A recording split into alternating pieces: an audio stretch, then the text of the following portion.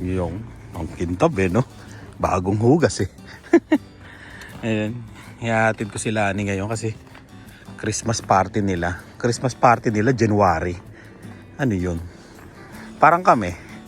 Christmas party rin namin is sa Sabado.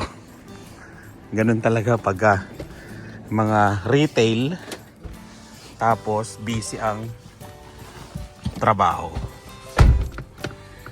Bakit nga ba January din ang Christmas party no? Parehas tayo. Ang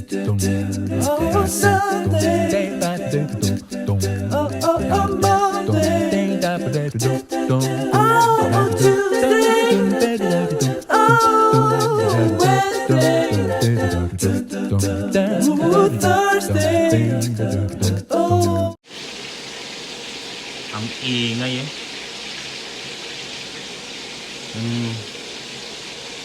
Dehumidifier namin sira na yung thermostat.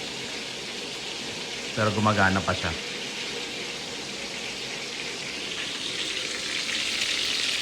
Ayan, ang ulam namin. Hindi naman tempura to, di ba? Para siya yung sa Seafood City na may harina. Ayan, ayun siya. Ganon. Ito, anong ulam to? Binabad na sunog ng mga kawali. Binabad na kawali. Dahil nasunog. Anong niluto dyan? Yung ano? Longganisa. Ayan. Nagawa lang ako ng butter. Tinimplahan. Tapos ganito. Ayan. Linis kamay ko ha. Mabango siya no? Yan ang ulam namin ngayon. Tsaka tirang dinakdakan. Dinakdakan? Ay! Igado. Dinakdakan tuloy.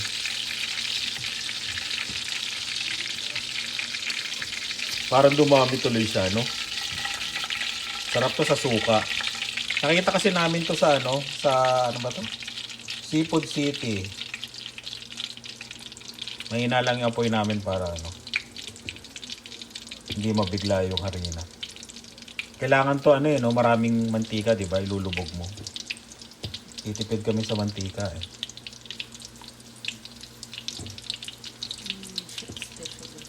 Ha? Special. Oh, di ba? Ayan.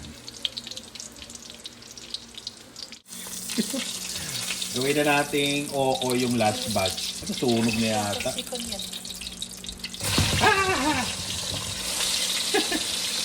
Okoy.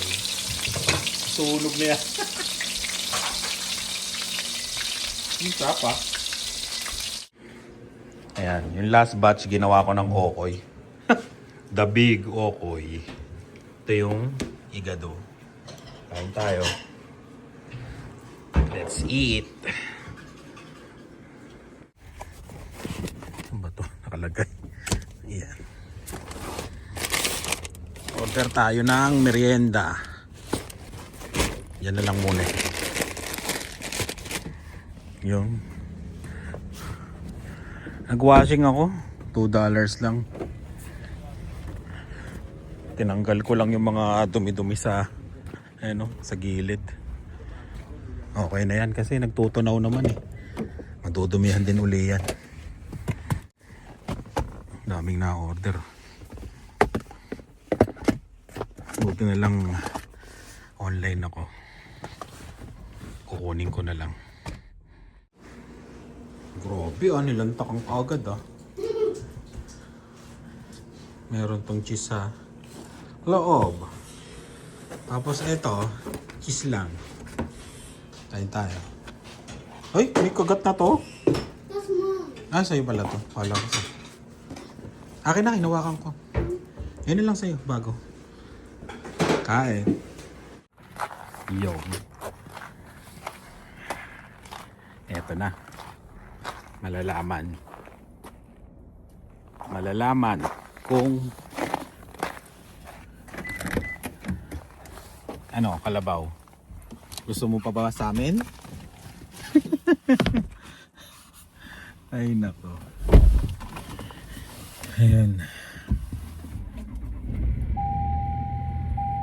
medyo nabasa ko yung mga comment nyo lahat. At siyempre pinag-isipan ko rin din kung gusto ko ba talagang i-trade si Kalabaw. Kasi ito talaga, ang dami ko kasing nakikita kung bakit ko naiisip na ang dami ko nakikita sa Facebook at sumali pa ako sa Tundra Group. Ayan, Tundra Group na yung mga sasakyan nila tumitirik, tumitigil dahil problema sa makina. Yun talaga. Kaya biglang napapaisip talaga ako. Pero meron naman ng mga iba na wala namang problema yung sa kanila.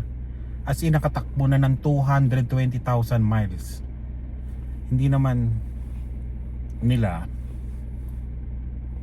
nararanasan yung problema sa makina. Parang ganon. Bakit mahigpit yung nito? Ayun. Kaya naguguluhan ako kung ano ba talaga iti-trade ba si Tundra o hindi, di ba? Alam ko na madadagdagan yung equity. Alam ko talaga yun.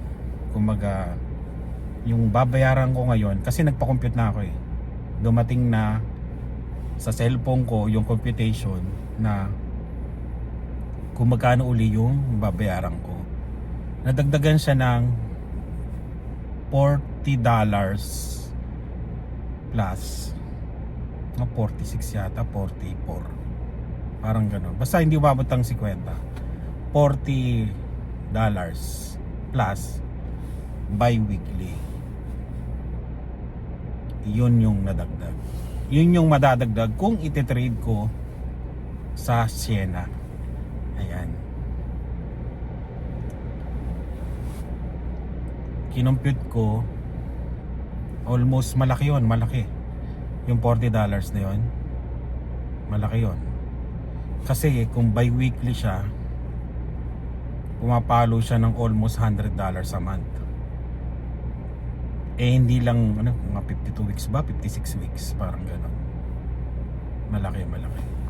Kaya yung mga nagko-comment sa akin na ganyan na tataas, nasasabihan ako na gano'n talaga. Bago pa ako naisip na i-trade, kinumpute ko na lahat. Excuse me, napadigay ako. Kinumpute ko na lahat yan. Naisip ko na lahat yan na tataas talaga lahat. Negative equity. Kasi naranasan na namin to nung kinuha ko yung RAV4 Unang-unang sasakyan namin dito sa Canada na binili namin is Equinox. -13 siya. Hindi lahat ng Equinox, ewan ko pero yung naranasan namin, -13 ay umandar 2 beses. 2017 yun na Equinox.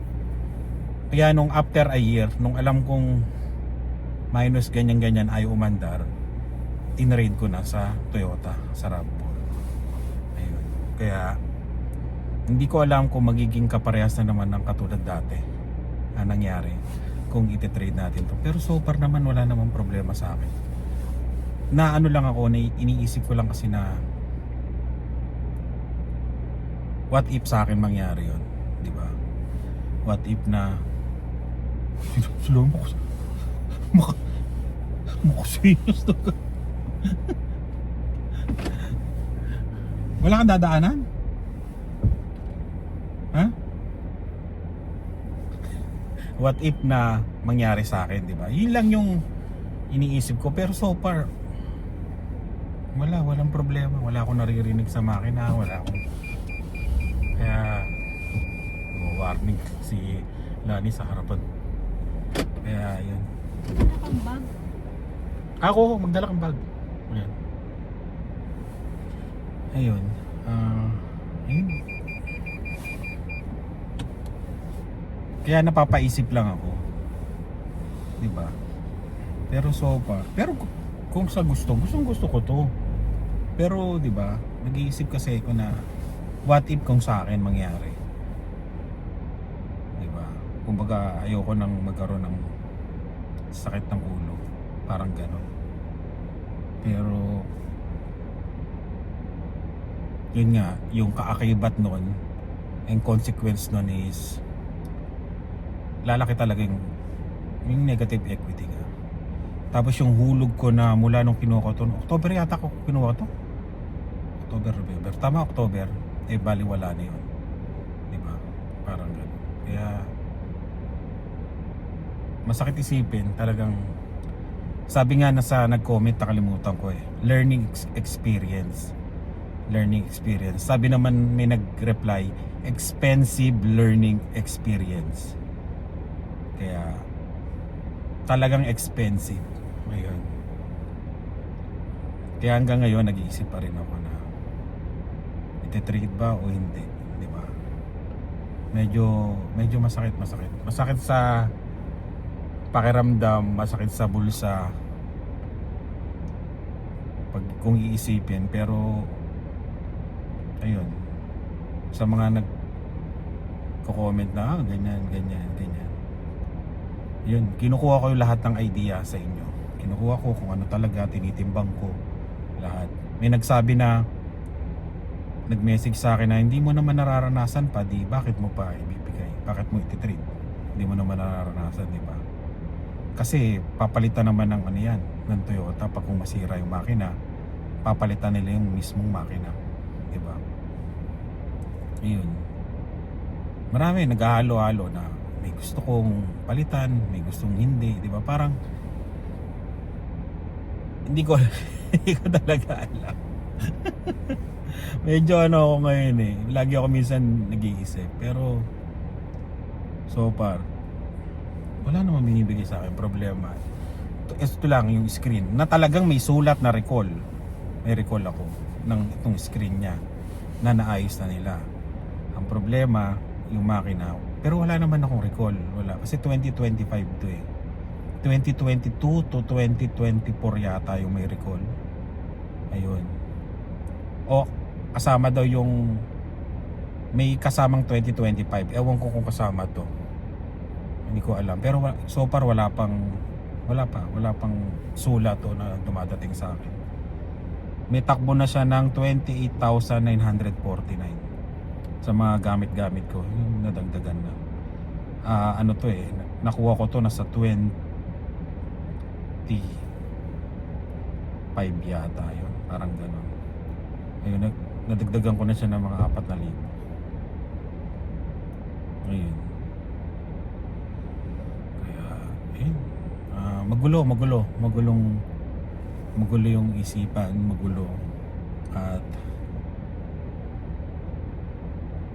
siguro sa tulong nyo, sa tulong ng mga nagko-comment, titimbangin ko kung ano talaga yung pinaka magandang solusyon sa nararanasan ko ngayon, di ba? Kaya yun, abangan sa susunod na mga vlog na kung ano ba tatanggalin na ba namin, susoli ko na ba si Kalabaw, palitan ng iba o ayun. Kaya abangan na lang sa susunod na vlog. Kaya, pero pupunta kami ng Toyota ngayon. Makapanood niyo siya sa susunod na vlog. Ayan, titignan namin yung Sienna.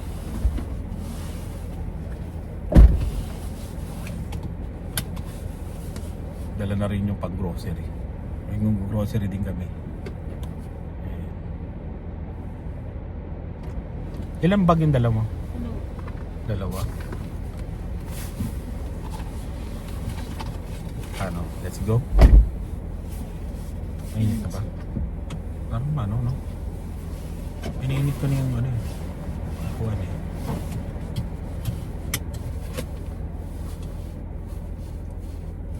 Tara. Let's go.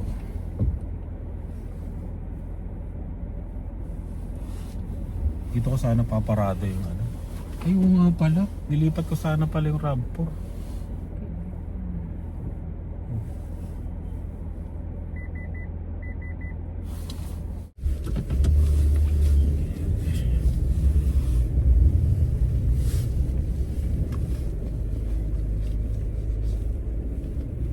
Tutunaw na naman, no? Ang dumi nung hinugasan ko kanina yung ano, yung RAV4 uli. Pero $2 lang. $2 lang. Pero malamig. Kasi alam kong ano eh. Alam kong ano ba to? Putik. Putik eh.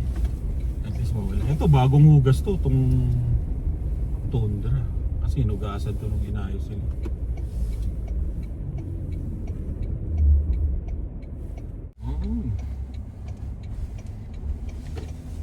Malalaman. Pero pag ito talaga yung dala mo,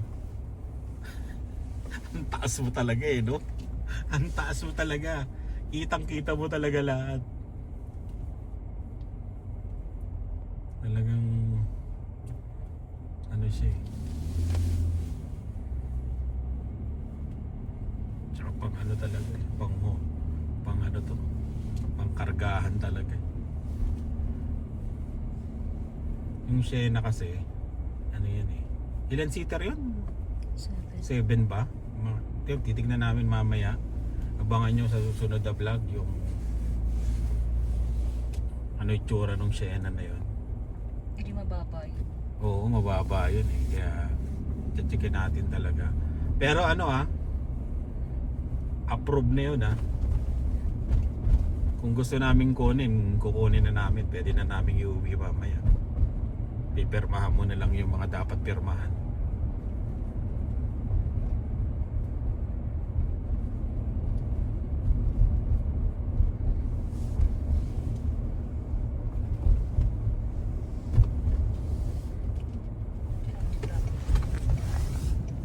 Wala kang traffic ngayon eh. Ito ako nakaano dati no? Madulas. Kala ko magdedire-diretso ako doon. Ito pa naman yung dala ko.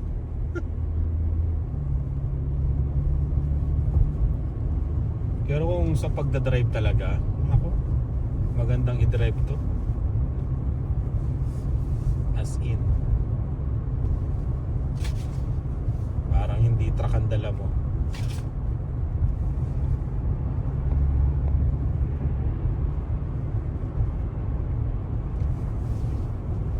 Kadala mo to parang ano eh. Parang ang laki-laki mong tao eh. Mataas. Tsaka kita mo lahat eh, no? Ang napansin ko lang dito, pag winter, medyo maano siya, magastos siya sa gasolina. Magastos siya sa gas. Kasi nung magkano pala? 60? 90? Per week? Hindi. Pero we kasi kada 1/4 30, 30, 40 gano'n. Depende sa taas ng ng gasolina. Ayun. Pag winter, napansin ko talaga, mahal ang gas. Mahal siya. Pero pag summer to, pumapalo lang ako ng 120 full tank. Minsan 100 pag mababa ang presyo ng gasolina. Mga 100 to 140. O sabihin na natin 100 to 150. Depende sa gamit mo. Yun yung gamit ko Doon ako nag-average. Pero ngayon, summer, naku mahal. Summer? Ay, ngayong winter, naku mahal. Pag ginagamit ko, maabot ako ng kulang-kulang 200 isang buwan. Yun ang pansin ko. Pero hindi umaangat ng isang buwan, minsan 180. Depende sa gamit talaga. Kung lagi mong malalayo yung punta. Yun lang ang napansin. Oh, iba na ang bitbit. Nilagyan na nga ng ribbon eh.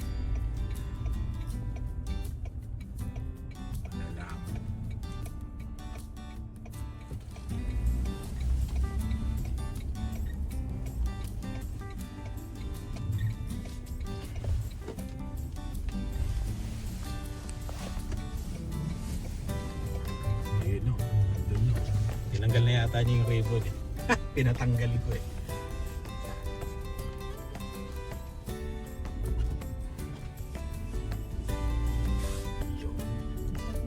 Ito. Ayun na yung siya, no?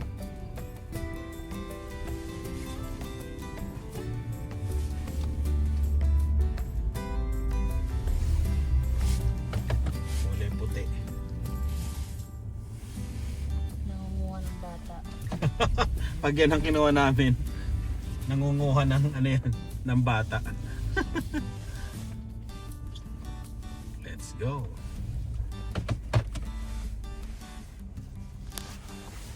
Ayun oh. Ayan.